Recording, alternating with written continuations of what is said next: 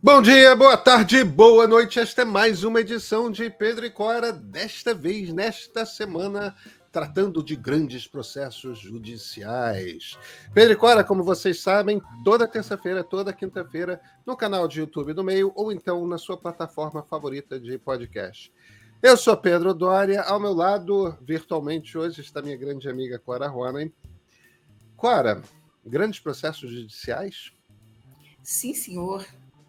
A meta está contra a parede, mais uma vez. Mais uma vez, dessa vez, por conta de crianças. Bem.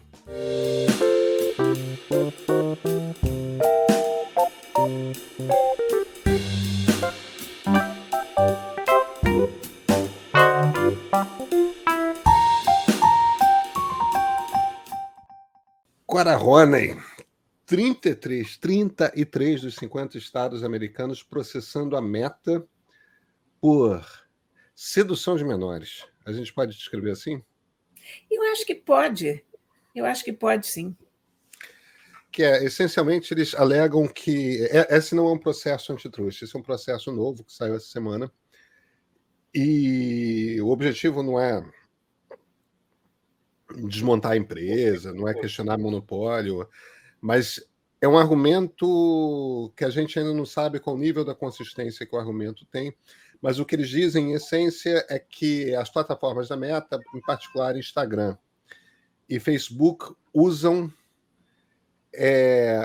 três ferramentas para atrair menores de idade, atrair principalmente crianças. Uma delas é o scroll infinito, né? Aquela coisa de você entra e gira e nunca acaba.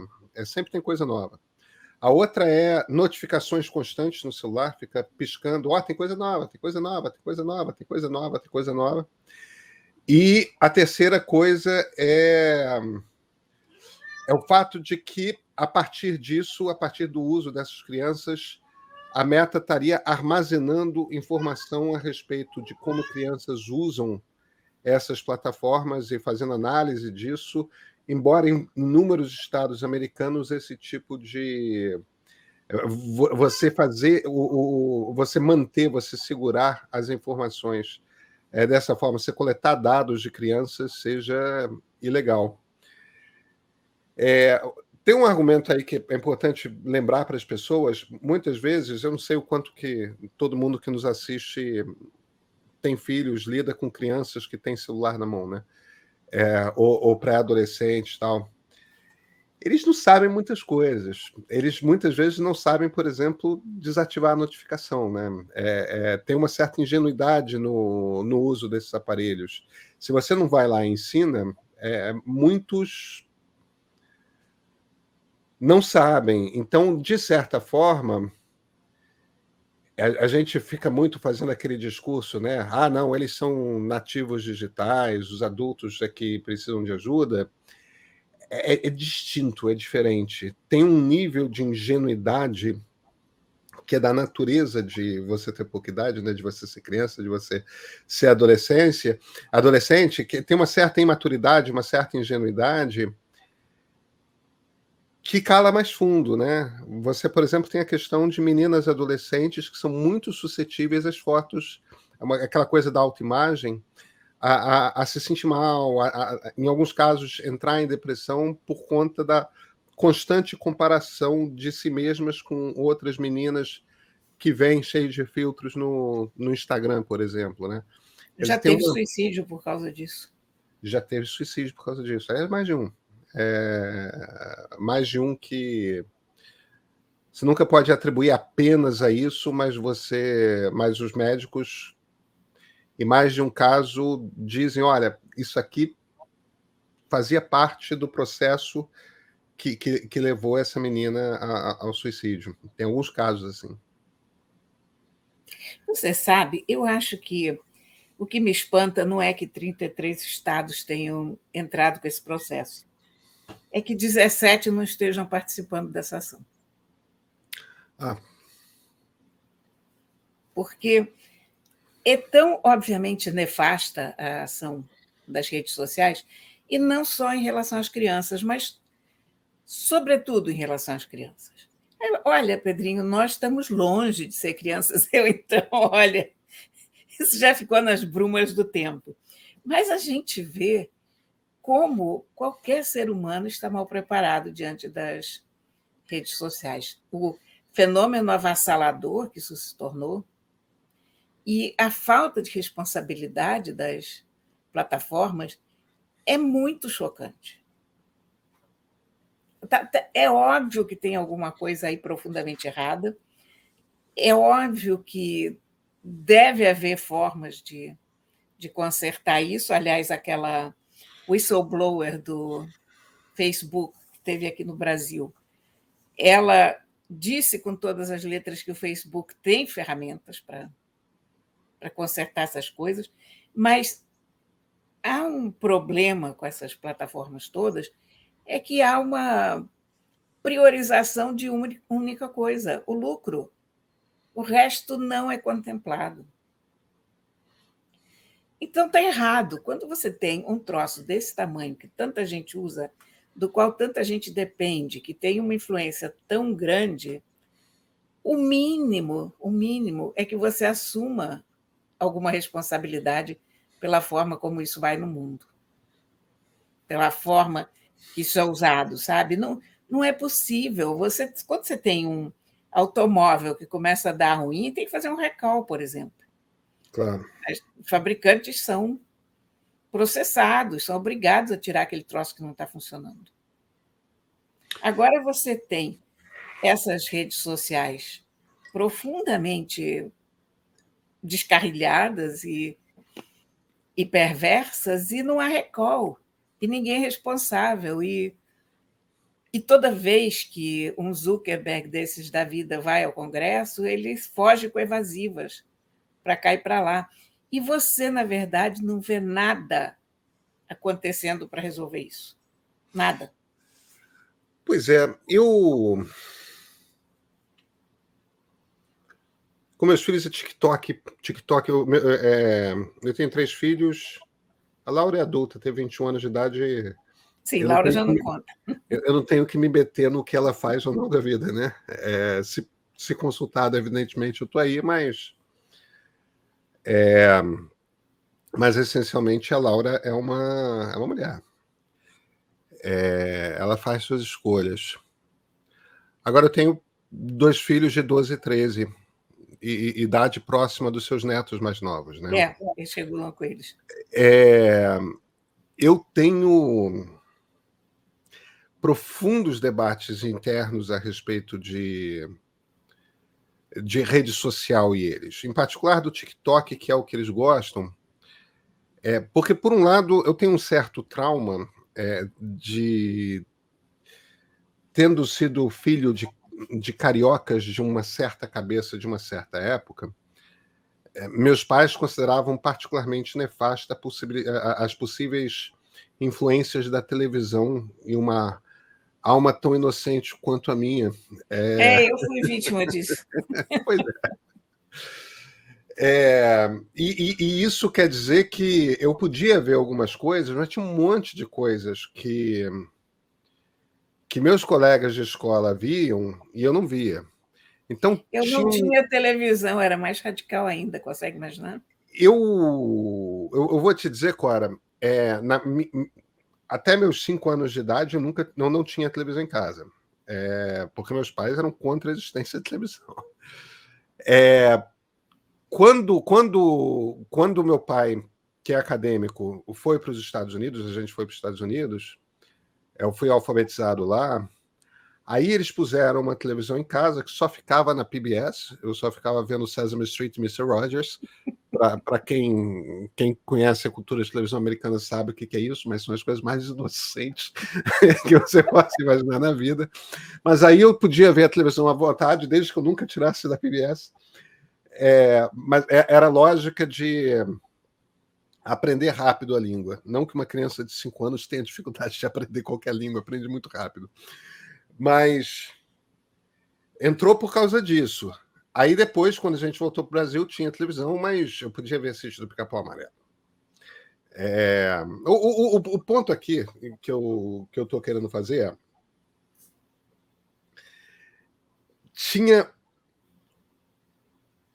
todo universo de personagens e de referências que eu não tinha, e isso me deixava excluído dentre as crianças na escola. Então, até um pouco por conta de ter isso que eu jamais chamaria de trauma, não chegou a se configurar um trauma.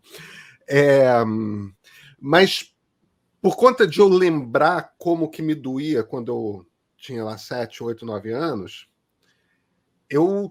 a última coisa que eu quero fazer é que meus filhos não tenham TikTok quando todos os colegas têm. Porque eu acho super importante você estar no mesmo universo de referências que os seus contemporâneos estão. Mas aí eu tenho um segundo problema, que é uma coisa que eu não consigo resolver dentro da minha cabeça, que é a questão da privacidade. Que é o quanto que eu tenho que saber o que eles estão fazendo, o que eles estão vendo, com quem que eles estão conversando, e o quanto que aos 12, 13, eles, na verdade, já têm o direito de começar a construir seus relacionamentos com nível de segredo, com nível de, sabe, eles podem ser menores de idade, mas eles são seres humanos autônomos com direito às suas liberdades. Mas olha, aí entra a responsabilidade das plataformas. Porque a gente está permitindo... Quer dizer, as crianças precisam participar do mundo em que elas vivem. Mas o mundo que elas vivem não pode ser um carro a 120 com freio que está falhando. Sabe? Não dá, eu li comentários, a matéria sobre isso, dizendo a função dos pais orientar, a função dos pais educar, as pessoas estão se eximindo das suas responsabilidades, mas não é bem assim. Porque a responsabilidade dos pais vai até um certo ponto.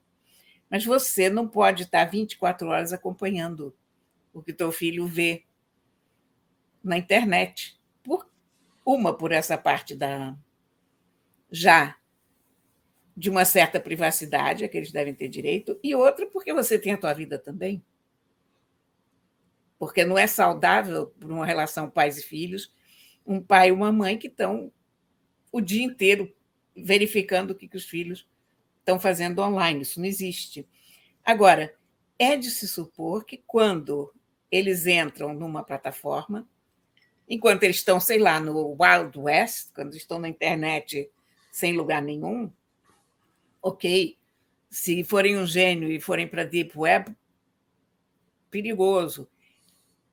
Isso aí entra responsabilidade parental. Mas numa plataforma, olha, é como se fosse o parquinho da cidade. É de se supor que, se eles estão no parquinho, aqueles brinquedos são seguros, ou tem um mínimo de segurança embutido. Não pode ser um parquinho equipado com serra elétrica. A coisa da... É claro que você tem, como pai, como mãe, de estar constantemente aberto a ouvir as agruras dos seus filhos. Olha, eu estou com uma dificuldade aqui, eu estou com uma... Agora, principalmente na idade que meus filhos estão entrando, que é o início da adolescência, é aquele momento que é até natural que algumas coisas eles não queiram compartilhar com os pais. Exatamente. E eu acho que eles têm que ter o direito de não querer compartilhar certas coisas com os pais. Eu tenho certeza que algumas pessoas que estão me assistindo e que talvez tenham filhos da mesma idade comecem assim, você ficou maluco. Não, a minha responsabilidade, tenho que saber o que meus filhos estão sabendo, tudo mais. Isso não é um conceito tão claro para mim. Não é um conceito tão claro para mim. Eu acho que tem uma idade em que você passa a ter o direito de ter seus segredos. Quer dizer, ter seus segredos você sempre tem o direito, mas de construir suas relações. Agora, você não amadurece e não cresce e não vira um ser humano saudável se você não se descola dos seus pais uma hora. E essa Olha, hora é essa. antigamente a gente tinha aqueles diários com chavinha, lembra? Claro que sim. Que a Claro. gente escrevia o diário e fechava com chavinha, porque a gente não queria que a mãe da gente lesse, que ficava na nossa gaveta, mas era para os nossos olhos apenas, não era para Não, mais ninguém. você tem a metáfora perfeita. Por que é isso? Porque é isso. O problema é que agora, se você quiser, tecnologicamente, você entra no diário com chavinha dos seus filhos. E pior, você entra nas conversas telefônicas que os seus filhos têm. Porque não são mais conversas telefônicas, são conversas por escrito, são conversas por áudio e tudo mais. Você tem condições de ser profundamente invasivo. Eu não acho que você tem o direito de usar essa possibilidade. Eu acho que você tem que dar um Mas espaço olha, para os filhos crescerem. mas Agora, isso é quase, simultaneamente, Pedrinho, isso é quase outra discussão, sabe? Porque isso é um limite que cada pai, cada mãe vai estabelecer por si e pelo que lhe parece correto. Mas o que eu acho é que, independentemente de pai e mãe achar que tem que entrar, não pode entrar, as redes não podem ser tão perigosas. Ponto. mas esse que é o ponto que eu estou querendo fazer, e por isso que eu acho que não é uma discussão diferente, é uma discussão que é a mesma discussão, são os dois lugares da mesma discussão. Que o problema é o seguinte: as pessoas têm uma. Eu sempre lembro do M do Fritz Lang, né, do filme, que é aquela coisa da ideia do homem adulto que vai atrás de criancinhas sempre à espreita. As pessoas têm um pouco, né, quando pensam em internet e criança, essa super preocupação com o tarado, né, com o abusador, o assediador, tal. E o grande risco para as crianças, na verdade, não é esse adulto que pode vir. Do ponto de vista estatístico, esse tipo de crime é raríssimo. O risco maior para as crianças, na verdade, são umas às outras. É o bullying dentro da rede, porque é aquela crueldade infantil e adolescente mesmo, em que para você se integrar a um grupo, parte do ritual de você se integrar ao grupo é escolher alguém de vez em quando para ser a pele, né? Para ser a pessoa que vai sofrer e tudo mais. E nas redes, esse troço é um troço que fica magnificado imensamente. Se a gente, quando toma uma cancelada num Twitter da vida, a gente fica abalado, alguém com 12, 13, 14 anos sente isso quando é feito pelos seus colegas com uma intensidade violentíssima. E aí você entra na questão de autoimagem. E esses filtros todos, isso é uma coisa que as pessoas, eu acho que não têm muita noção de como que a coisa, principalmente para meninas no início da adolescência, como que esse troço como é que esse troço bate? Porque o filtro do Instagram, o filtro que faz a pele ficar assim assado, o cabelo iluminado, sei lá, parece uma coisa que uniformiza todo mundo, mas não. Porque a imagem que você tem de si mesmo Não é a tem imagem que você vê no espelho. A imagem que você tem dos outros é a imagem que você vê no Instagram. Então, não importa se a foto que você publica no Instagram, você menina está toda linda, com a pele sedosa, não tem uma coisa assim, não tem uma coisa assada, nenhuma. Não importa, porque na sua cabeça, a sua imagem é aquela que você vê no espelho com todas as imensas imperfeições que há nela. E você. Então, tem uma manipulação emocional que está acontecendo o tempo todo nessas redes, que pode ser para pessoas que estão apenas começando a aprender a lidar umas com as outras, porque é isso que pré-adolescentes e crianças estão fazendo, estão aprendendo a se relacionar umas com as outras. Não tem freios nas suas maldades, não tem. E ao mesmo tempo são extremamente frágeis, muito facilmente atacáveis e muito facilmente desmontáveis. Você desmonta muito fácil a pessoa. Esses ambientes, quando esse troço é catalisado pelos algoritmos todos que mexem com a gente adulto, Cora, Você começa a ter uma obsessão com alguma coisa, uma preocupação com alguma coisa, que pode ser, sei lá, um distúrbio alimentar com as meninas. Eu sempre volto para as meninas porque são os casos mais documentados, né? Então, continuando nessa coisa de autoimagem, por exemplo, algumas meninas entram naquela coisa da anorexia, bulimia, tudo mais. Você começa com uma obsessão um pouco disso. Talvez num ambiente normal você ficasse um pouco atenta a essa questão durante alguns dias e a coisa fosse embora. Só que se você começa a demonstrar interesse a respeito disso numa dessas plataformas, o troço começa a te cuspir mais e mais e mais conteúdo sobre isso, e você vai entrando no buraco do coelho, né? Vai no buraco do coelho da Alice, do tipo, vai se metendo naquele... É um ambiente capaz, no fim das contas, eu acho que eu estou dizendo, o que eu estou querendo dizer é um ambiente que é capaz de maximizar todas as neuroses que você pode ter na infância e na adolescência, num nível que perturba emocionalmente profundamente e, para algumas pessoas, se torna uma experiência muito dura, muito difícil, porque fica nessa coisa de maximizar as neuroses que poderiam ser só neuroses passageiras que vão embora. Olha, eu vou te dar um exemplo muito singelo e nada perigoso. Eu dou likes em gatos no Instagram. Eu também. Então, entra aquela tela, explore para você, essas coisas aparecem gatos. Eu não sei por que, nos últimos tempos, eu devo ter dado mais likes em fotos de siameses do que em outros gatos. E no outro dia fotografei essa minha tela, porque tudo o que o Instagram me mostrava era gato siamês. Isso é uma forma de racismo, Cora? Uma forma de racismo.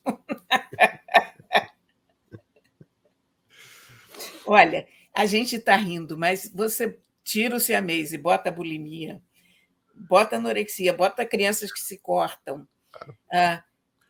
bota outras coisas. O que não falta é perigo nessa vida, né? Nós, adultos, não estamos equipados para lidar com as redes sociais. Você imagina as crianças. Há uma coisa completamente... Eu não sei nem que expressão usar, mas você vê que você já teve danos à democracia sérios causados pelas redes sociais. Você tem questões gravíssimas de segurança, de violência, de pessoas adultas que entram em depressão, de pessoas adultas que são mortas. Cora, antes de a sua internet te obrigar a mudar de cenário, você tinha falado uma coisa que eu achei particularmente interessante e que vai no alvo dessa conversa toda que a gente está tendo, que é: nós adultos não temos preparo emocional para lidar com uma vida intensa nas redes sociais. Não. Se nós adultos não temos preparo para lidar com essa vida intensa nas redes sociais, imagina crianças. A gente precisa que essas empresas construam ambientes que sejam ambientes cujo objetivo seja menos de exploração comercial e mais de um ambiente de segurança para a comunicação.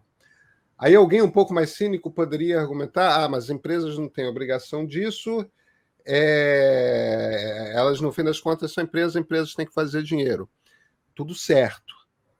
A Meta é uma das 5 empresas de maior valor de mercado na Bolsa Americana. Se ela faz parte do trabalho de uma empresa, esse trabalho coletivo de avançar na direção de uma sociedade de alguma forma um pouco melhor. A Meta precisa demonstrar algum tipo de cidadania. Eu ainda abraço aquelas ideias que muitas pessoas já não mais reconhecem como liberais, mas são no talo. Liberais que são... faz parte do seu trabalho o exercício da cidadania. E quando o ambiente que a sociedade cria te leva ao sucesso, te premia, entendeu? Isso certamente é o caso da Meta, gente extremamente talentosa que produziu coisas que muita gente no mundo quer usar. Você deveria trazer algum tipo de retorno à sociedade. Você não tem a obrigação de fazer isso, mas você deveria trazer algum tipo de retorno à sociedade. Em não desejando trazer algum tipo de retorno à sociedade, não cause dano. Olha, A maneira como trata a criança, há dano. eu vou continuar com a minha metáfora da indústria automobilística, porque a indústria automobilística já está aí há mais tempo e a sociedade aprendeu a se defender de muitos problemas que a indústria apresentou. É isso. Design errado de automóvel, que levava a mortes, uso de materiais inapropriados.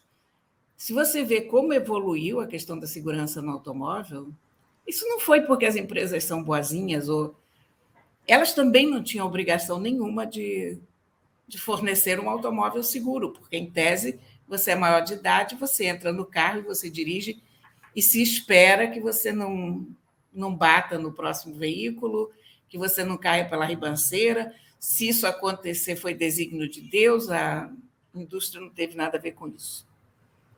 E a gente vê quantos acidentes são evitados hoje graças a coisas que foram implementadas de segurança. Eu acho que a gente tem uma indústria tão perigosa quanto a indústria automotiva, digamos, com tantas coisas positivas também, porque as pessoas chegam de um lado para o outro porque a indústria automotiva se desenvolveu, tudo certo. Agora, a gente tem que começar a cobrar uma certa regulamentação. Não pode mais ser um faroeste feito é. Está na hora mesmo. Clara, nos vemos na terça? Nós vemos, e eu espero que uma coisa menos tumultuada do que hoje.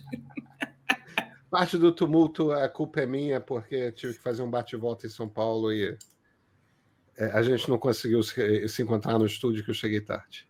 Não, e eu estou aqui com toda a colaboração dos gatos, que também ficam tensos, né? E são muito bem-vindos.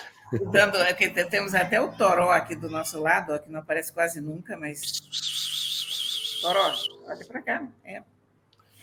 Enfim, eu tive que vir do escritório para a sala. Perdão, gente, eu prometo que na quinta-feira nós vamos... Não, na quinta-feira não. Na terça-feira nós vamos estar... Melhor, com certeza. Clara, então até terça. Até terça, Pedrinho.